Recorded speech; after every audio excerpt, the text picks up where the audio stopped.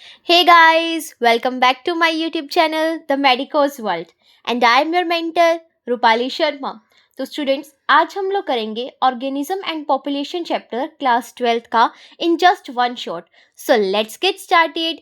ये मेरे hand written notes हैं, मैं आप लोगों को पढ़ाऊंगी. ये टोटली एनसीईआरटी बेस्ड रहेंगे और इसके जो नोट्स हैं इस चैप्टर के वो आप लोगों को मेरे इंस्टाग्राम चैनल जो कि है @रूपाली1626 इस पर मिल जाएंगे. तो जल्दी जल्दी से मेरे अकाउंट को फॉलो कर लो ताकि आप लोगों को नोट्स मिल जाएं. तो वीडियो स्टार्ट करने से पहले वीडियो को लाइक कर दो, शेयर कर दो और चैनल को सब्सक्राइब करना बिल्कुल मत भूलना. So let's get started. देखो बच्चों, इकोलॉजी क्या होता है, ये जो हमारा चैप्टर है ना, ये इकोलॉजी के अंदर आएगा. तो देखो गाइस, इकोलॉजी क्या होता है. इकोलॉजी एक सब्जेक्ट है which studies the interaction among organisms and between organisms and its physical यानी कि एबायोटिक एनवायरनमेंट. तो यहाँ पे क्या बोला गया है कि जो इकोलॉजी है वो हमारा ऐसा सब्जेक्ट है जो जिसके अंदर हम लोग स्टडी करते हैं किसके बारे में, इंटरेक्शन यानी कि कोऑर्डिनेशन, कैसे जो हमारा ऑर्गेनिज्म है वो दूसरे ऑर्गेनिज्म के साथ इंटरेक्ट करता है, कोऑर्डिनेट करता है, और कैसे एक जो हमारा ऑर्गेनिज्म है वो अपने फिजिकल एनवायरनमेंट यानी कि एबायोटिक एनवायरनमेंट, एबायोटिक का मतलब होता है नॉन लिविंग एनवायरनमेंट के साथ कैसे वो कोऑर्डिनेट करेगा, इंटरेक्ट करेगा. उसी सब स्टडी को हम लोग क्या बोलते हैं, हम बोलते हैं इकोलॉजी. तो इकोलॉजी वर्ड की जो डेरिवेशन है वो कहाँ से हुई है, देखो इसको दो पार्ट में तोड़ लो, इको और लॉजी. इको का वर्ड, इको जो वर्ड है वो कहाँ से आया है, ओइकोस से, जिसका मतलब होता है होम. और जो हमारा लॉजी वर्ड है वो कहाँ से आया है, लोगस से, जिसका मतलब होता है स्टडी. यानी कि यहाँ पे हम स्टडी करेंगे किसकी, होम की, एनिमल्स के, ऑर्गेनिजम्स के होम की, उनके हैबिटेट की, वो अपने हैबिटेट में रह के कैसे एक दूसरे के साथ और अपने जो एनवायरनमेंट है उसके साथ कोऑर्डिनेट करते हैं, इंटरेक्ट करते हैं. उसी को हम लोग क्या बोलेंगे, इकोलॉजी बोलेंगे. तो यही बोला गया यहाँ पे फ्लो चार्ट में भी कि जो ऑर्गेनिज्म है वो कैसे दूसरे ऑर्गेनिज्म के साथ इंटरेक्ट कर रहा है और एक ऑर्गेनिज्म कैसे अपने एनवायरनमेंट के साथ, अपने फिजिकल एनवायरनमेंट के साथ, एबायोटिक एनवायरनमेंट के साथ क्या कर रहा है, यहाँ पे इंटरेक्ट कर रहा है, उसको इकोलॉजी बोला जाता है. तो देखो जो टर्म है इकोलॉजी वो किसने दी थी, वो दी थी रेटर ने. वॉज कॉइन्ड बाय रेटर, ये याद रखना. और widely used and studied by Haeckel, और इसके ऊपर स्टडी किसने करी थी, हेकल ने करी थी. जो फादर है इकोलॉजी के वो कौन है, Alexander von Humboldt. Alexander von Humboldt क्या है, फादर ऑफ इकोलॉजी. जो हमारी इंडियन इकोलॉजी है, इंडिया की जो इकोलॉजी है उसके फादर कौन है, रामदेव मिश्रा. ये कुछ साइंटिस्ट के नाम है जो आप लोगों को याद रखने पड़ेंगे, पेपर में आ सकते हैं. फिर देखो, at any level of biological organization we ask two type of question. किसी भी बायोलॉजिकल ऑर्गेनाइजेशन के लेवल पे किसी भी ऑर्गेनिज्म के बारे में बात करते हुए हम दो तरीके के क्वेश्चन पूछ सकते हैं. क्या, पहला है हमारा हाउ टाइप, किस तरह से है वो, यानी कि मैकेनिज्म क्या है, कोई भी प्रोसेस चल रही है उसके पीछे मैकेनिज्म क्या है, वो किस तरीके से चल रही है. और वाई टाइप, यानी कि वो चीज़ चल क्यों रही है, ऐसा क्यों हो रहा है, सिग्निफिकेंस क्या है, उस प्रोसेस की इंपॉर्टेंस क्या है. फिर देखो यहाँ पर हमारा जो ऑर्गेनिज्म है उससे क्या बनता है, एक ऑर्गेनिज्म से हमारी जो बहुत सारे ऑर्गेनिज्म एक ऑर्गेनिज्म के साथ मिलकर कंबाइन करके इंटरेक्ट करते हैं तो वो क्या बनाते हैं, हमारी पॉपुलेशन. यानी कि जब बहुत सारे अलग अलग ऑर्गेनिज्म इकट्ठे रहते हैं तो हम उसको बोलते हैं पॉपुलेशन. फिर अलग अलग तरीके की पॉपुलेशन मिलकर क्या बनाती है, हमारी बनाती है कम्युनिटी. और कम्युनिटी से क्या बनेगा, इकोसिस्टम. और इकोसिस्टम से बनेगा हमारा बायोम, जिसको हम लोग बोलते हैं बायोस्फीयर. और यही सारी प्रोसेस हमारी क्या कहलाएगी, ecology.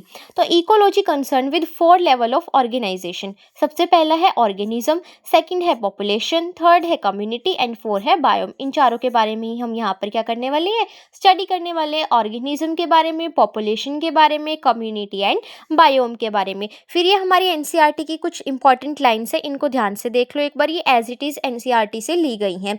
You had already learn in previous classes that ecology is a subject which deals या studies the interaction among organisms and between the organism and its physical या abiotic environment. वही जो चीज़ पहले बता के हटी हूँ वही यहाँ पे सेम आ गई है कि एनसीईआरटी भी कह रही है क्या, कि तुम लोगों ने पहले भी प्रीवियस क्लासेस में पढ़ा हुआ है. क्या पढ़ा तुम लोगों ने, कि इकोलॉजी एक ऐसा सब्जेक्ट है जो डील करता है, स्टडी करता है किसके बारे में, इंटरेक्शन के बारे में, कि कैसे एक ऑर्गेनिज्म दूसरे ऑर्गेनिज्म से कोऑर्डिनेट कर रहा है या फिर वो कैसे अपने फिजिकल या एबायोटिक एनवायरनमेंट से क्या कर रहा है, इंटरेक्ट कर रहा है. उसी को हम लोग इकोलॉजी बोलते हैं. Ecology is basically concern with 4 level of organization जो हमने ऊपर देखे हैं. First is organism, second is population, third is community and fourth is biome. In this chapter we explore ecology at organism and population level. तो अभी तक हम लोगों ने क्या पढ़ा कि इकोलॉजी क्या होता है, कि एक ऑर्गेनिज्म है वो कैसे दूसरे ऑर्गेनिज्म के साथ क्या कर रहा है, इंटरेक्ट कर रहा है, वो कैसे इंटरेक्ट कर रहा है, और यही ऑर्गेनिजम्स अपने एनवायरनमेंट के साथ भी कैसे इंटरेक्ट कर रहे हैं। इसी सब को क्या बोला जाता है, यहाँ पे बोला जाता है इकोलॉजी, जो हम लोग इस चैप्टर में स्टडी करने वाले हैं। ठीक है, फिर हमने पढ़ा कि इकोलॉजी के 4 कंपोनेंट होते हैं। कितने? 4 कंपोनेंट। कौन कौन से? सबसे पहला है हमारा ऑर्गेनिज्म, सेकंड वन है हमारा पॉपुलेशन, थर्ड वन है हमारा कम्युनिटी, एंड फोर्थ और लास्ट वन है हमारा क्या, बायोम, जिसको तुम लोग बायोस्फीयर भी बोलते हो। तो फिर नेक्स्ट देखो, सबसे पहला जो हमारा कंपोनेंट है यहाँ पे वो है ऑर्गेनिज्म। तो सबसे पहले ऑर्गेनिज्म देखते हैं होता क्या है। Organism is the smallest unit of ecological hierarchy and the basic unit of ecological study. जो हमारा ऑर्गेनिज्म वो क्या है, ऑर्गेनिज्म हमारा सबसे स्मॉलेस्ट यूनिट है, सबसे छोटी यूनिट है किसकी, इकोलॉजिकल हायरार्की की। इकोलॉजिकल हायरार्की का मतलब क्या है, जैसे कि एक फैमिली है, मान लो तुम्हारी फैमिली है, तुम्हारी फैमिली में क्या होगा, या तो तुम सबसे छोटे होंगे या फिर तुम्हारा जो भाई बहन है वो तुमसे छोटा होगा। तो उसको तुम लोग क्या कह सकते हो कि तुम्हारा जो भाई है या बहन है जो तुमसे छोटी है वो स्मॉलेस्ट यूनिट है किसकी, तुम्हारी फैमिली की। ऐसी जो हमारी इकोलॉजिकल हायरार्की है, इकोलॉजी की जो फैमिली है उसकी स्मॉलेस्ट यूनिट क्या है, हमारी ऑर्गेनिज्म, वो सबसे छोटा बच्चा है इकोलॉजी की फैमिली का। ठीक है, एंड द बेसिक यूनिट, और उसी को क्या बोला जाएगा, बेसिक यूनिट भी बोला जाएगा इकोलॉजिकल स्टडी का। तो ecology at the organismic level is essentially physiological ecology. इसको क्या बोला जाता है, ऑर्गेनिज्मिक लेवल पे, ऑर्गेनिज्म के लेवल पे इकोलॉजी को हम लोग अलग से डिफाइन कर देते हैं, उसको क्या बोल देते हैं, फिजियोलॉजिकल इकोलॉजी। फिर नेक्स्ट है हमारा पॉपुलेशन। पॉपुलेशन क्या होता है, एक ग्रुप ऑफ इंडिविजुअल यानी कि मेंबर्स का क्या है, ग्रुप, जो किस स्पीशीज के, सेम स्पीशीज के, मतलब सब लोग एक ही जैसी जाति के लोगों का ग्रुप है, उसको हम लोग बोल देंगे population. Living at one place, जो एक ही जगह पे रह रहे हैं, यानी कि स्पेसिफिक जियोग्राफिकल एरिया है उनका, एक पर्टिकुलर लोकेशन है, कंस्टिट्यूट अ पॉपुलेशन, उसको हम लोग क्या बोल देंगे, पॉपुलेशन बोल देंगे। कि सेम स्पीशीज के कुछ लोग हैं जो एक जगह पे रह रहे हैं, एक साथ रह रहे हैं, एक दूसरे के साथ क्या कर रहे हैं, इंटरेक्ट कर रहे हैं, उसको हम लोग बोल देते हैं क्या, पॉपुलेशन। देखो यहाँ पे एग्जांपल भी दिखाया हुआ है, जैसे कि ये हमने एक एरिया डिफाइन कर दिया, एक ये एरिया डिफाइन कर दिया। यहाँ पे सब लोग सेम स्पीशीज के लोग हैं, क्या, ए पॉपुलेशन के, ए स्पीशीज के लोग हैं। यहाँ पे हमारे सारे पी स्पीशीज के है, तो ये क्या हो गई, ए वाले लोगों की पॉपुलेशन, ये पी वाले लोगों की पॉपुलेशन। फिर है हमारा कम्युनिटी। कम्युनिटी क्या होता है, ग्रुप ऑफ ऑर्गेनिजम्स का ग्रुप है। अब ये जो डिफरेंट स्पीशीज के हैं, सेम स्पीशीज हुई तो पॉपुलेशन बोल दो, डिफरेंट स्पीशीज हुई जो कॉमन एरिया में रह रहे हैं और क्या कर रहे हैं, इंटरेक्ट कर रहे हैं, इंटर रिलेटेड है और इंटरडिपेंडेंट है, उसको क्या बोल दूंगे, community. Same species population, different species तुम्हारी कम्युनिटी हो जाएगी। ठीक है, कम्युनिटी के अंदर क्या हो जाएंगे, अलग अलग स्पीशीज के लोग रहते हैं, उसको बोलेंगे community. It is a natural aggregation. Aggregation का मतलब क्या होता है तुम लोगों का, ग्रुप। ये नेचुरल ग्रुप है जो नेचर ने बनाया है, ऑफ किसका, प्लांट का और एनिमल्स का, इन द सेम एनवायरनमेंट के अंदर वो लोग रह रहे हैं। जो तुम्हारा बायोटिक कम्युनिटी है, बायोटिक का मतलब क्या होता है, देखो एबायोटिक तुम लोगों ने पढ़ा पीछे, एबायोटिक का मतलब क्या था यहाँ पर, जो नॉन लिविंग है, तो बायोटिक क्या हो जाएंगे तुम लोगों के, लिविंग कम्युनिटी। तो लिविंग के अंदर कौन कौन आ जाएंगी, तुम्हारी एनिमल की कम्युनिटी प्लस प्लांट की कम्युनिटी प्लस तुम्हारी माइक्रोब्स की कम्युनिटी। तो यहाँ पे देखो community is a group of variety of species, यहाँ पे ए के भी हैं और पी के भी हैं, और सब लोग क्या हैं, अलग अलग, पी के अंदर भी वेराइटी आ गई, ए के अंदर भी वेराइटी आ गई। फिर है नेक्स्ट तुम लोगों का इकोसिस्टम। इकोसिस्टम क्या होता है, सेगमेंट है, ये भी क्या है, एक पार्ट है, ग्रुप है किसका, नेचर का, consisting of a biological community and its physical environment both interacting and exchanging materials as well as energy. यहाँ पे क्या बोला गया है, इकोसिस्टम क्या है, ये पार्ट है नेचर का, ग्रुप है, एक सेगमेंट है नेचर का, जिसके अंदर क्या आ रहा है तुम लोगों का, बायोलॉजिकल कम्युनिटी। बायोलॉजिकल मतलब लिविंग कम्युनिटी, लिविंग को क्या बोलते हैं हम लोग अभी पढ़ा ऊपर, बायोटिक। तो बायोटिक कम्युनिटी लिख दिया हम लोगों ने, ecosystem equals to biotic community, क्योंकि बायोलॉजिकल बोला। And its physical environment. Physical environment का मतलब क्या होता है, ए बायोटिक कंपोनेंट जो पीछे पड़ा है, वो दोनों क्या कर रहे हैं, इंटरेक्ट कर रहे हैं एक दूसरे के साथ, मटेरियल का एक्सचेंज कर रहे हैं, एनर्जी का एक्सचेंज कर रहे हैं, उसको बोल देते हैं हम लोग इकोसिस्टम। तो यहाँ पर देखो एनवायरनमेंट है हमारा, वो किसके साथ इंटरेक्ट कर रहा है, लिविंग कम्युनिटी के साथ। लिविंग में क्या क्या आया था, प्लांट, एनिमल और तुम लोगों के माइक्रोब्स आए थे, इसी को क्या बोल देंगे हम लोग, इकोसिस्टम बोल देंगे। फिर नेक्स्ट क्या है हम लोगों का, बायोम। 4 कंपोनेंट पढ़े थे ना, organism, population, community and biome. तो अभी तक हम लोगों ने 3 कर लिए हैं। कौन कौन से, ऑर्गेनिज्म कर लिया, पॉपुलेशन कर लिया, कम्युनिटी कर लिया। अब चौथा जो है हमारा वो कौन सा है, बायोम। तो देखो बायोम क्या होता है, biome is a large regional unit.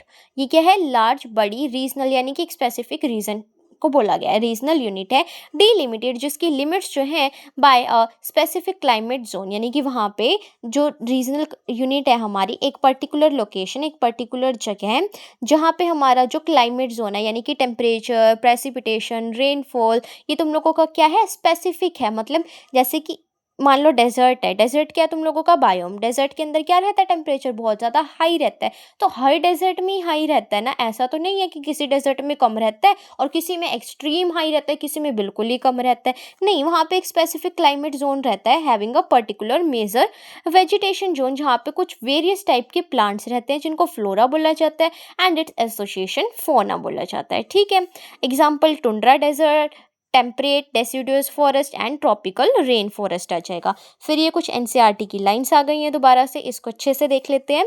The rotation of the earth and the tilt of its axis cause annual variation in temperature and season. जो हमारी रोटेशन होती रहती है ना, गोल गोल घूमती है हमारी अर्थ और क्या करती है, टिल्ट करती है अपने एक्सिस के अराउंड, जो उसकी वजह से क्या होता है, जो एनुअल वेरिएशन आते हैं, हर साल के आते रहते हैं, वेरिएशन आता है टेम्परेचर में और सीजन के अंदर, मौसम के अंदर। मेजर बायोम जैसे कि तुम लोगों का desert, rain forest and tundra etcetera are form due to these variations and precipitation, यानी कि रेन एंड स्नो। प्रेसिपिटेशन का मतलब क्या है, जिसमें हल्की हल्की बारिश भी हो रही है और साथ में हल्की हल्की बर्फ भी गिर रही है, स्नो भी उसको बोला जाता है प्रेसिपिटेशन। तो तुम लोगों के जो मेजर बायोम है वो कैसे बने हैं, इन वेरिएशंस की वजह से या प्रेसिपिटेशन की वजह से ही बने हुए हैं। ये डायग्राम तुम लोगों ने एनसीईआरटी के अंदर देखा होगा, बहुत इंपॉर्टेंट डायग्राम है, एज इट इज़ डायग्राम भी आ सकता है और यहाँ पे तुम लोगों के हो सकता है क्वेश्चन मार्क आ जाए कि बताओ ये कौन सा रीज़न है, ये कौन सा रीज़न है। तो वो तुमको फिल करना दे सकते हैं या फिर वो पूछ सकते हैं कि डायग्राम देखे कि बताओ ये किस चीज़ का डायग्राम है, या फिर कहाँ पे सबसे ज़्यादा प्रेसिपिटेशन है, टेम्परेचर कहाँ पे सबसे ज़्यादा है, सबसे कम है। तो इस तरीके से उसको बहुत अच्छे से देखेंगे अभी। तो देखो, regional and local variation within a biome lead to the formation of different habitat. अब किसी बायोम के अंदर क्या हो रहा है, तुम लोगों के अलग अलग वेरिएशन आ रहे हैं, उसकी वजह से क्या हो जाता है, हैबिटेट भी अलग अलग बदलते रहते हैं। तो ये जो डायग्राम है मैं एक बार तुमको ड्रॉ करके दिखाती हूँ, फिर बताती हूँ कैसे याद रखना है। ठीक है, हाँ जी। तो देखो ये जो डायग्राम है ना हमारा, ये वाला, ये जो अभी दिखाया, इसको तुम लोग कैसे याद रखोगे, इसको कंपेयर करना है तुम लोगों को एक हैन से। किससे, हैन से, मुर्गी से कंपेयर करना है। तो देखो मुर्गी कैसे बनाओगे तुम लोग, सबसे पहले तुम लोग बनाओगे मुर्गी का सिर। क्या बनाओगे, मुर्गी का सिर, ये बना दिया। अब मुर्गी का सिर थोड़ी होता है, उसकी टांगे भी तो होंगी ना, तो एक टांग इधर बना दो, एक टांग इधर बना दो। रफली बना रही हूँ, अभी अच्छे से बता दूंगी किसकी कहाँ लोकेशन है। तो अब इस मुर्गी के ना 3 पंख लगे हुए हैं। क्या लगे हुए हैं, 3 पंख लगे हुए हैं इसके ऊपर। एक पंख इसके इस पैर पे, एक पंख इसके इस पैर पे और एक पंख इसके सिर के ऊपर। मुर्गी बनाई सबसे पहले तुम लोगों ने, ये रहा मुर्गी का चेहरा, ये रही मुर्गी की 2 टांगे, एक टांग पे पंख, एक इस टांग पे पंख और एक इसके सिर पे पंख लगा हुआ है। याद हो गया इतना। देखो इस तरीके से तुम्हारा ग्राफ है। इस साइड तुम्हारा क्या जाएगा, टेम्परेचर। इस साइड तुम लोगों का क्या जाएगा, प्रेसिपिटेशन, यानी कि रेन प्लस स्नो। मुर्गी से याद रखना, मुर्गी की 2 टांगे, दोनों टांगों पे पंख लगा हुआ है और एक सिर पे पंख लगा हुआ है। इस साइड प्रेसिपिटेशन जा रहा है, इस साइड तुम लोगों का टेम्परेचर जा रहा है। तो देखो अब यहाँ पर इस डायग्राम पे आ जाओ वापस से। ये जो तुम्हारी मुर्गी का क्या था, सर था, इसको क्या बोलेंगे हम लोग, ग्रासलैंड बोलते हैं, ग्रासलैंड। उसके बाद ये जो इसके पैर थे 2, इनको क्या बोलते हैं हम लोग, ऊपर वाले पैर को टेम्परेट फॉरेस्ट, नीचे वाले पैर को बोलते हैं कॉनिफेरस फॉरेस्ट। टेम्परेट का दूसरा नाम है डेसिडुअस। सिर को क्या बोला, डेजर्ट। सिर में बहुत गर्मी रहती है ना भाई, ये बहुत गुस्से वाली मुर्गी है, इसका सिर बिल्कुल गर्म रहता है। क्यों, क्योंकि वहाँ पे डेजर्ट प्रेजेंट है, इसीलिए तो प्रेजेंट है, गुस्सा रहती है हर टाइम। इसके पैर ठंडे रहते हैं, टेम्परेट फॉरेस्ट, हल्का सा ठंडा है, चलो ठीक है। कॉनिफेरस, एक पैर पे कांटे कांटे लगे हुए हैं, कॉनिफेरस। सिर क्या रहता है इसका, गर्म रहता है, बहुत ज़्यादा गुस्सा आता है इसे, क्योंकि, तो डेजर्ट हो गया। एक पैर पे क्या लगे हुए हैं, कांटे, यानी कि कॉन्स, कॉनिफेरस। ठीक है, एक पैर क्या रहता है, गर्म रहता है हल्का सा, टेम्परेट, टेम्परेचर से याद रखना, टेम्परेट। ठीक है। उसके बाद क्या है यहाँ पे हमारा ऊपर जो ऊपर वाला पैर है उसके ऊपर जो पंख है उसको क्या बोलेंगे हम लोग, ट्रॉपिकल फॉरेस्ट, हरा भरा रहता है बिल्कुल। उसके बाद जो नीचे वाला है वो कैसा था, कांटे लगे हुए हैं तो हर टाइम ठंडा रहता है, बिल्कुल ठंडा पड़ा हुआ है, Arctic and alpine tundra, Arctic and alpine tundra. और इसके सिर का नाम क्या था हमारा, ग्रास लैंड, घास उगी हुई है इसके सिर पे, तभी तो यहाँ पे डेजर्ट आ रहा है, घास उगी हुई है सिर के ऊपर। इस वाले पैर में क्या है, गर्मी रहती है तो टेम्परेट, इस वाले पैर में क्या लगे हुए हैं, कांटे, तो कॉनिफेरस। फिर सिर के ऊपर क्या है, सिर कैसा रहता है, गर्म, तो डेजर्ट हो गया। इस वाले पैर में क्या था तुम लोगों का, यहाँ पे था ट्रॉपिकल फॉरेस्ट, ट्रॉपिकल फॉरेस्ट, अच्छा खासा टेम्परेचर मिल रहा है यार, तो हरे भरे पेड़ लगा दो, ट्रॉपिकल फॉरेस्ट। उसके बाद तुम लोगों का ये पैर क्या था, कांटे लगे हुए थे इस पैर में तो ठंडा पड़ा रहेगा, यानी कि तुम लोगों का tundra region, alpine and tundra, tundra and alpine कुछ भी लिख लो, एल्पाइन एंड टुंड्रा रीजन हो गया यार तुम लोगों को। देखो मुर्गी, दो टांगे, मुर्गी का सिर पे क्या है, सिर गर्म रहता है यानी कि डेजर्ट, सिर को क्या नाम दे दिया, ग्रासलैंड। दो इसके पैर हो गए, एक पैर कैसा है, गर्म रहता है, टेम्परेट, डेसिडुअस बोल दो, दूसरे पैर पे कांटे लगे हुए हैं, कॉनिफेरस बोल दो। तो जो गर्म रहता है उस पर अच्छी खासी क्या उगे हुए हैं, पेड़ पौधे उगे हुए हैं, ट्रॉपिकल फॉरेस्ट बोल दो। ये कांटे लगे हुए हैं, ठंडा पड़ा रहता है, अल्पाइन एंड टुंड्रा रीजन हो गया हमारा। तो देखो एक बार इस डायग्राम को, यहाँ पे दिख रहा है ना अच्छे से, देखो अब इसकी लोकेशन देख लेना कि कहाँ कहाँ पे ये मतलब आपस में कहाँ कहाँ मिल रहे हैं, जॉइनिंग पॉइंट्स कहाँ पे इनके, एक बार देख लेना। रफली मैंने तुम लोगों को बता दिया, वन शॉट है तो बेटा इतना ही बता सकती हूँ इसमें। तो देखो यहाँ पर एक बार हम लोग देख लेते हैं सबसे ज़्यादा प्रेसिपिटेशन कहाँ हो रही है, तुम लोगों को क्या लगता है। प्रेसिपिटेशन देखो सबसे ज़्यादा मैक्सिमम कहाँ हो रही है, हमारे ट्रॉपिकल फॉरेस्ट में, दिख रहा है ना ये यहाँ पे सबसे ज़्यादा मैक्सिमम। तो मैक्सिमम प्रेसिपिटेशन अगर पूछा जाए क्वेश्चन में, ट्रॉपिकल रेन फॉरेस्ट। और मिनिमम कहाँ हो रही है तुम लोगों की, डेजर्ट में, देखो सबसे कम हो रही है ना डेजर्ट में। मैक्सिमम टेम्परेचर कहाँ है तुम लोगों का, देखो वैसे तो डेजर्ट का होता है सबसे ज़्यादा, बट यहाँ पे देखो सबसे ऊपर किसका है, ग्रासलैंड का, तो डेजर्ट में तुम आकर क्या ना, ग्रासलैंड का है सबसे ज़्यादा। और मिनिमम टेम्परेचर किसका है तुम लोगों का, आर्कटिक एंड एल्पाइन टुंड्रा का, ये याद रखना यहाँ पर। देखो नेक्स्ट पे चलते हैं, फिर यही सब लिखा हुआ है मैक्सिमम प्रेसिपिटेशन, मिनिमम टेम्परेचर के बारे में। फिर नेक्स्ट है हमारी एनसीईआरटी की लाइन आ गई, life exist even in extreme and harsh habitat, जैसे कि राजस्थान के desert, rain soaked Meghalaya forest, deep ocean trenches, terrestrial streams, torrential stream sorry, polar region, high mountain tops, thermal spring and compost pit. यानी कि simple सी बात कहने की ये है कि मतलब जहाँ तुम सोच भी नहीं सकते ना वहाँ पे भी लाइफ एग्जिस्ट करती है, सिंपल सी बात ही है, चाहे बिल्कुल गर्म से गर्म जगह और चाहे बिल्कुल ठंडी से ठंडी जगह हो। और intestine is a habitat for many microbes, जैसे कि हमारा ई कोलाई भी हमारे कहाँ रहता है, इंटेस्टाइन के अंदर रहता है। तो जो हमारे इंटेस्टाइन है वो भी बहुत सारे माइक्रोब्स का क्या है, घर है। द फिजियोकेमिकल यानी कि एबायोटिक कंपोनेंट जैसे कि water, light, temperature, soil etcetera, and the biotic component जैसे कि pathogen, parasite, predator, competitor sorry predator, competitor, spelling गलत है यहाँ पे, स्पेलिंग देख लेना। Lead to variations of different habitat, यहाँ पे क्या बोला है कि जो तुम्हारे एबायोटिक कंपोनेंट है और बायोटिक कंपोनेंट है उनकी वजह से क्या आती रहती है, डिफरेंट डिफरेंट हैबिटेट के अंदर, जगह के अंदर वेरिएशंस आती रहती है। एनसीईआरटी की लाइन आ गई दोबारा से, ecology at the organismic level is essentially physiological ecology which tries to understand the different organisms are how different organisms are adapted to their environment in term of not only survival but also reproduction। यहाँ पे क्या बोल रहा है कि जो ecology है organismic level पे वो क्या बताना चाहती है यहाँ पे कि कैसे एक ऑर्गेनिज्म दूसरे ऑर्गेनिज्म के साथ अडेप्ट कर रहा है, इंटरेक्ट कर रहा है अपने एनवायरनमेंट के साथ, कैसे वो अडेप्ट कर रहा है, और उनके सर्वाइवल के बारे में भी बताना चाहती है और उनके रिप्रोडक्शन के बारे में भी। तो फिर देखो आगे, ये कुछ एनसीईआरटी की लाइन्स है, मैं नोट्स में भेज दूंगी, इसमें कुछ भी इतना इंपॉर्टेंट नहीं है, एक बार आप लोग पढ़ लेना। फिर है हमारा what are the key element that lead to so much variation in the physical and chemical environment of different habitat. यहाँ पे बोला है कि किसकी वजह से वेरिएशंस आती है, हमारी एबायोटिक और बायोटिक कंपोनेंट की वजह से क्या आती है, हमारी वेरिएशंस आती है। फिजियोकेमिकल एनवायरनमेंट मतलब एबायोटिक, उसमें क्या आ जाएंगी, वाटर, लाइट, टेम्परेचर, सॉइल, और बायोटिक लिविंग के अंदर पैथोजन, पैरासाइट, प्रीडेटर और तुम लोगों के कॉम्पिटिटर। ये टॉपिक हमारा यहीं पे ख़त्म होता है। इसके बाद हम लोग करेंगे डायरेक्ट पॉपुलेशन वाला जो हमारा टॉपिक है वहाँ से कंटिन्यू करेंगे, क्योंकि बीच वाले जो टॉपिक्स हैं हमारे जैसे कि ऑर्गेनिज्म और एनवायरनमेंट वाला, एबायोटिक फैक्टर वाला, एडेप्टेशन वाला, रिस्पॉन्स वाला, ये सब हमारे क्या है, कट हैं, ये सिलेबस में नहीं है, ये नीट के सिलेबस में। अब तुम लोग कहोगे कि फिर मैम आपने ये वाला क्यों कराया, तुम में से काफ़ी बच्चे बोलेंगे कि ये टॉपिक तो मैम कट है, नहीं कराना चाहिए था। बट ये जो ग्राफ है ना, ये बहुत इंपॉर्टेंट ग्राफ है और इसमें से एक आधा क्वेश्चन आ सकता है तुम लोगों का, तो इस वजह से मुझे ये टॉपिक कराना पड़ा था। इसके बाद वाले जो टॉपिक कट हैं वो आगे मैं नहीं कराऊंगी। अब डायरेक्ट हमारा जो पॉपुलेशन वाला टॉपिक है ना, वो मैं कराऊंगी, यहाँ से कंटिन्यू कराऊंगी 13.2 से, पॉपुलेशन से तुम लोग का। तो यहाँ से देखते हैं, नोट्स में से ही कराऊंगी, ठीक है। तो रुको 1 मिनट। तो देखो यहाँ से पॉपुलेशन से कंटिन्यू करते हैं। आई होप तुम लोगों को सही से दिख रहा होगा। अगर वीडियो में नहीं भी दिख रहा है तो प्लीज़ एक बार एडजस्ट कर लेना वीडियो में। इसके जो नोट्स हैं, हैंड रिटन नोट्स, वो मेरी इंस्टाग्राम आईडी जो कि है रूपाली1626 @रूपाली ROOPALI 1626 पर तुम लोगों को मिल जाएंगे। उसको फॉलो कर लेना अकाउंट को, जो भी नोट्स वगैरह वो मिल जाएंगे, लाइक वगैरह कर देना, ठीक है। तो देखो यहाँ से देखते हैं अब हम लोग पॉपुलेशन से। पॉपुलेशन क्या होती है पहले बता चुकी हूँ, group of individual of the same species. Same species आ गया तो पॉपुलेशन, डिफरेंट आ गया तो कम्युनिटी। तो सेम स्पीशीज के जो इंडिविजुअल हैं, जो एक पर्टिकुलर गिवन जियोग्राफिकल एरिया में रह रहे हैं, शेयर करते हैं, एक दूसरे के साथ compete करते हैं, क्या सिमिलर रिसोर्सेज, और पोटेंशियली रिप्रोड्यूस करते हैं। वो क्या करते हैं, रिप्रोडक्शन भी अपनी वहीं पे शो करते हैं।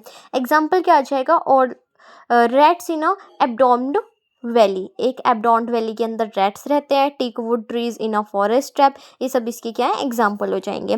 Population ecology is an important area of ecology as it links ecology to population genetics and evolution. अब यहाँ पे क्या बोला है हमारा कि जो पॉपुलेशन इकोलॉजी है वो एक इम्पॉर्टेंट एरिया है। क्यों, क्योंकि इकोलॉजी का, क्यों, क्योंकि ये लिंक करता है इकोलॉजी को किससे, पॉपुलेशन जेनेटिक्स से और इवोल्यूशन से। यानी कि जो इकोलॉजी है उसका क्या बताता है, इंटरेक्शन बताता है कि वो कैसे इंटरेक्ट कर रही है, इकोलॉजी हमारी कैसे मिलती है, मतलब कि उसके बारे में भी हम स्टडी करते हैं कि इसके अंदर हमारे पॉपुलेशन जेनेटिक्स के अंदर और इवोल्यूशन के अंदर कैसे हमारे जो ऑर्गेनिजम्स हैं वो इवॉल्व हुए। इसको भी हम लोग हल्का फुल्का इकोलॉजी के अंदर देखते हैं। फिजिकल कैरेक्टरिस्टिक क्या हो जाएंगे पॉपुलेशन के, basic characteristic of a population is the size and density, यानी कि नंबर ऑफ इंडिविजुअल कितने प्रेजेंट है per unit space in a given time is called density.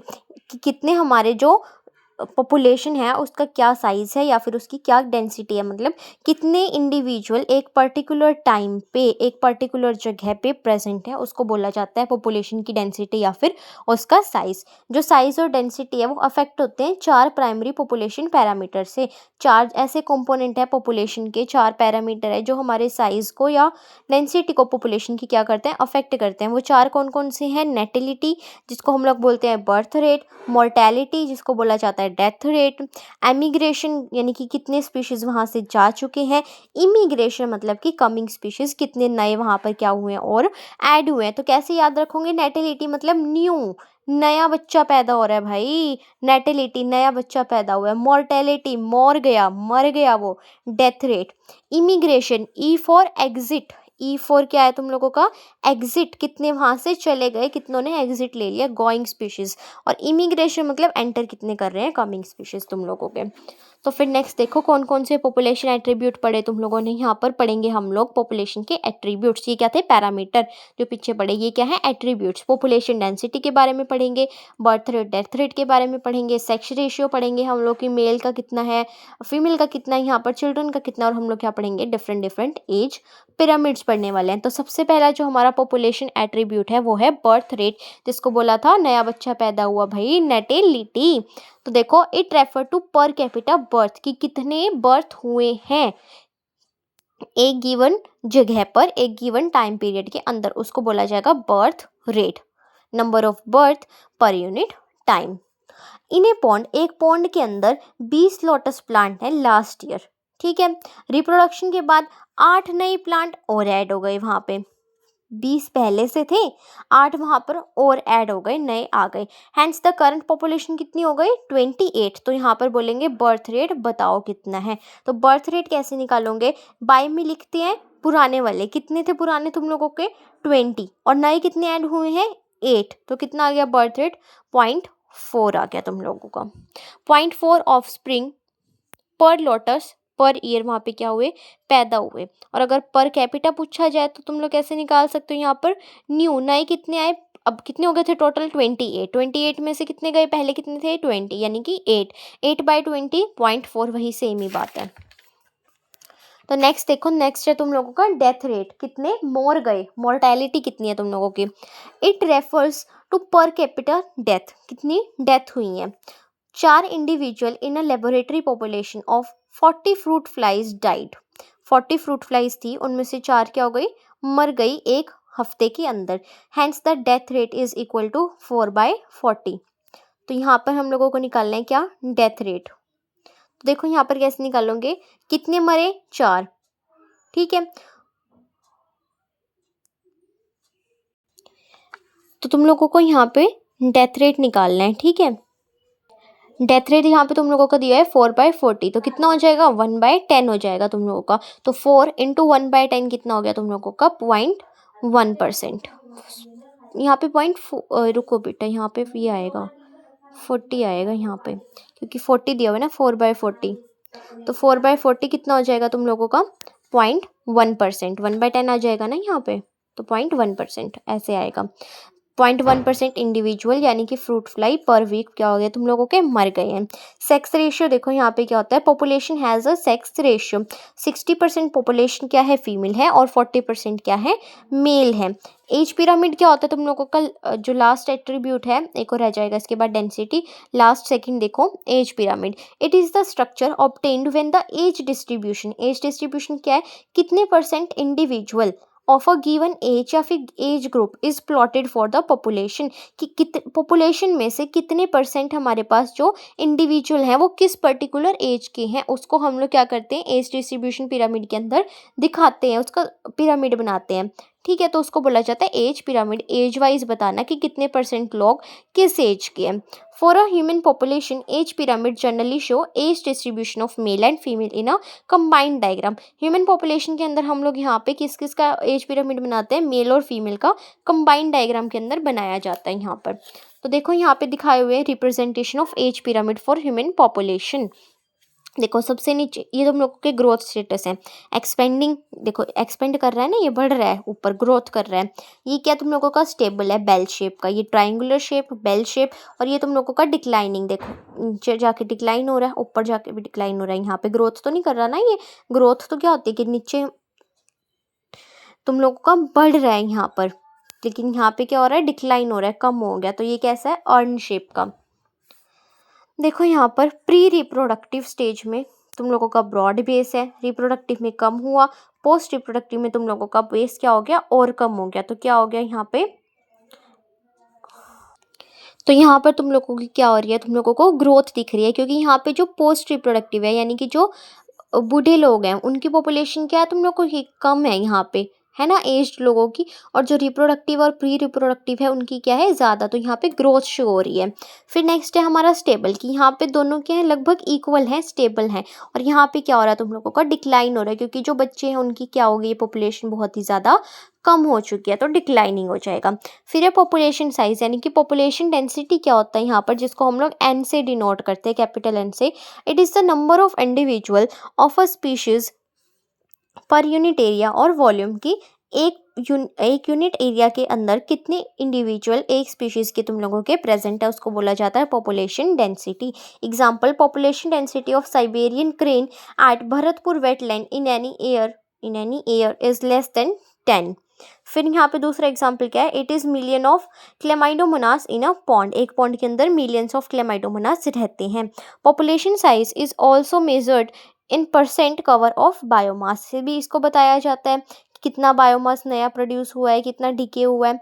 In an area 200 parthenium plant and a single huge banyan tree are seen. In such cases, measuring percentage cover or biomass is more meaningful to show number of banyan tree. अब banyan tree के यहाँ पे number बताने की बजाय हम लोग उसके बायोमास से, वेट से हम लोग यहाँ पे पता लगाते हैं कि उसकी पॉपुलेशन डेंसिटी कितनी। देखो वहाँ पे वो जो हमने एग्जाम्पल पढ़ा पीछे बनियन ट्री और पार्थेनियम ग्रास वाला, वहाँ पे क्या है कि 200 हमारे पास पार्थेनियम के प्लांट्स थे और एक सिंगल क्या था, बनियन ट्री था। तो इसके कंपैरिजन में ये तो काफ़ी ज़्यादा नंबर हो गया ना, तो यहाँ पे नंबर की बजाय हम लोग बायोमास से, उनके वेट से पता लगाते हैं, ठीक है।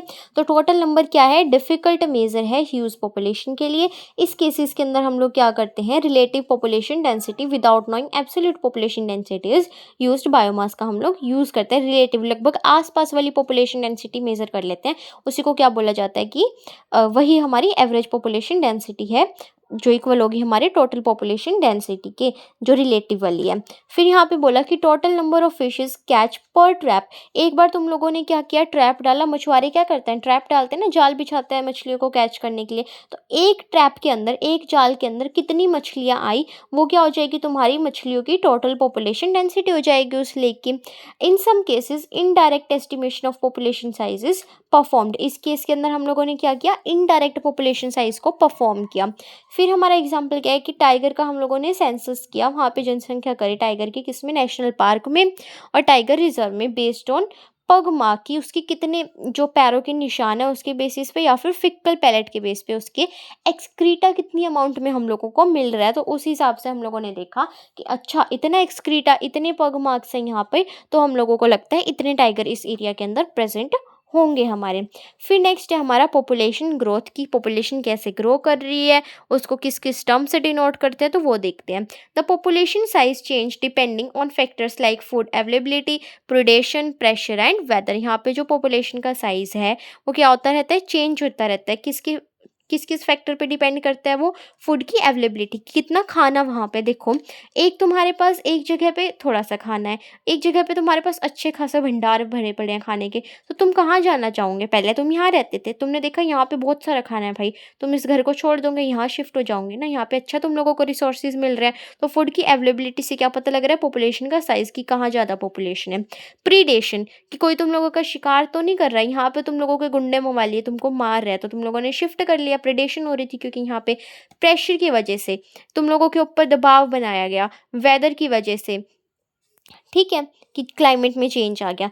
Changes in population density give some idea about the population whether it is flourishing और डिक्लाइनिंग। जो भी चेंज आ रहा है पॉपुलेशन डेंसिटी के अंदर, उससे हमें क्या पता लगता है कि जो पॉपुलेशन है वो फ्लरिश कर रही है, ग्रो कर रही है, या फिर तुम लोगों की डिक्लाइन हो रही है, क्या हो रही है, मर गई है, डेथ हो गई है उसकी, मर गई है। ठीक है, 4 basic process that fluctuate the population density, वो कौन कौन सी है तुम लोगों की, नया पैदा होना, नेटैलिटी बर्थ रेट, मर गया यानी कि डेथ रेट, मोर्टैलिटी हो रही है, इमिग्रेशन हो रहा है, या फिर तुम लोगों का एमिग्रेशन हो रहा है। तो एक एक करके देखते हैं, पहले पढ़ भी चुके हैं। बर्थ रेट क्या होता है, number of birth in a population during a given time period, कितने बर्थ हुए पर यूनिट टाइम में, कितनी डेथ हुई है पर यूनिट टाइम में, उसको बोल देंगे मोर्टैलिटी या फिर डेथ रेट। इमिग्रेशन, कितने नए इंडिविजुअल सेम स्पीशीज के क्या हुए हैं, एंटर हुए हैं, आए हैं एक पर्टिकुलर हैबिटेट में एल्सवेयर कहीं और से during a given time period. और एमिग्रेशन क्या हो जाएंगे, कितने ने क्या छोड़ा है, उस जगह को छोड़ दिया, left the habitat and gone elsewhere during a given time